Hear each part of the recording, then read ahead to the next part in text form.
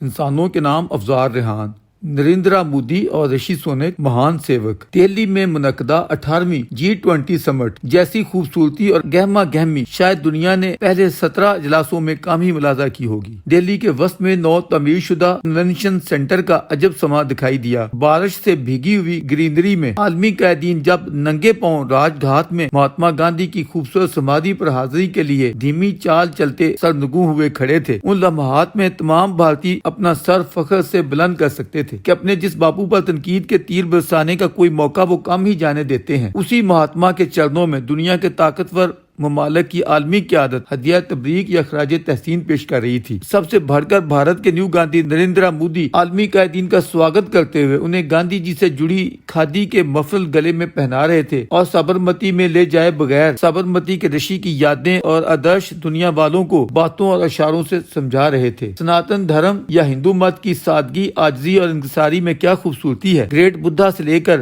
عظیم شاعر رابندر ناتھ ٹیگور تک بشمول مہاتما گاندھی سبھی سادگی و عاجزی کا نمونہ و ماڈل رہے۔ سچ کہتے ہیں جس ٹہنی کو پھل لگتا ہے وہی جھکتی ہے، یا شاید جس میں جھکنے کی کوالٹی اور صلاحیت ہوتی ہے قدرت بھی اسی پر اپنی نوازشات کا ثمر یا پھل اسی کی تقدیر میں لکھتی ہے۔ ہندو کا سینہ کتنا وسیع اور دل کتنا بڑا ہے، شاید اسی کے صلے میں قدرت نے آج ہندوستان، ہند یا بھارت کے واسطیوں کو دنیا میں اس قدر قابل عزت و احترام مقام بخشا ہے۔ چیر پھاڑ یا کھلواڑ کے نعرے لگانے والے آج شاید شرمندگی محسوس کریں کہ اس بھارت ماتا کا فرزند مودی جس طرح آج پوری دنیا کو یہ سلوگن دیتا پایا جاتا ہے، سب کا اتحاد، سب کا وکاس، one world, one family and one future, انسانیت سے بلیسنگ والا یہ کیا خوبصورت نعرہ ہے، اور طرز عمل بھی اسی کی مطابقت میں جسے شک ہے وہ بے شک بڑے شوق سے اپنے آئین کا تقابل بھارتی آئین سے کرتے ہوئے اصلیت ملاحظہ فرما لے۔ رہ گئی سوسائٹیاں یا سماج کی خرابیاں، ان کا بھی اگر منصفانہ تقابلی جائزہ لیا جائے تو حق، سچ یا انصاف کی آواز ایک دن ضرور جعلی پروپیگنڈے پر حاوی ہو کر رہے گی۔ شاید ہندو کی سرشت میں امن و شانتی ہے جو انہوں نے کبھی کسی غیر ملک پر دھاوا نہیں آزمایا، کبھی کسی دوسرے ملک پر قبضہ نہیں جمایا، بلکہ اکثر و بیشتر اپنا آپ دوسروں کے ہاتھوں لٹایا۔ رشی سونک کا دادا کسی زمانے میں خطہ ہند کے شہر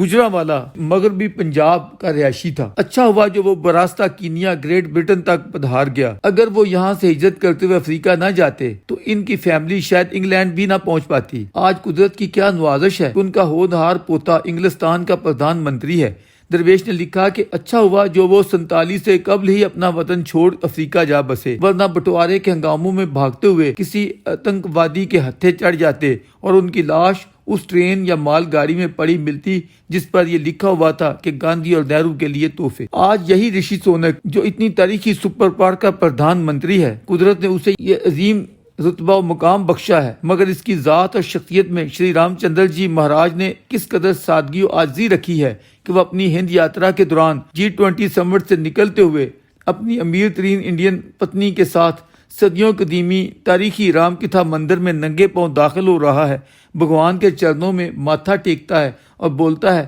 کہ میں یہاں پرائم منسٹر UK کی حیثیت سے نہیں آیا ہوں، بھگوان کا سیوک بن کر ایک ہندو یاتری کی حیثیت سے ماتھا ٹیکنے آیا ہوں۔ یہی گریٹ انسان بنگلہ دیش کی پردھان منتری شیخ مجیب الرحمان کی سپوتری شریمتی شیخ حسینہ کو ملتے ہوئے کیا خوبصورت منظر دکھاتا ہے۔ شیخ حسینہ صاحبہ کرسی پر براجمان ہیں اور یہ ساتھ گھٹنوں کے بال ایک ٹانگ نیچے بچھائے کس محبت و احترام کے ساتھ بیٹھے گفتگو کرتے پایا جاتا ہے۔ وہ برٹش قوم بھی کتنی عظیم ہے جس کا یہ انمول انسان پردھان منتری ہے۔ وہ آکسفورڈ کے مندر میں پوجا پاٹ کرے یا دہلی کے مندر میں ماتھا ٹیکے یا تمام تر ہندو اتوار کھلے بندوں اپنائے، کہیں اس کے اوپر پورے برطانیہ میں کوئی کیچڑ نہیں پھینکتا، کوئی تضحیق نہیں کرتا، کوئی تنقید کے تیر و نشتر نہیں چلاتا کہ تو ہمارا ایک مسیحی میجارٹی والے ملک کا وزیر اعظم، پردھان منتری یا پرائم منسٹر ہوتے ہوئے یہ ساری پوجا پاٹ کیوں کرتا پایا جاتا ہے۔ اس سے مسیحیت کی کوئی توہین ہوتی ہے، بلاسفیمی لگتی ہے، نہ ہی پردھان منتری کی گدی پر کوئی زد پڑتی ہے۔ درویش کو اچھی طرح یاد ہے کہ ایک زمانے میں پاکستان کا صدر ضیاء سری لنکا کے دورے پر تھا، وہاں کسی سٹوپا یا بدھ مندر میں اس بیچارے نے مہاتما بدھا کی مورتی پر روایتی اسلوب میں جس طرح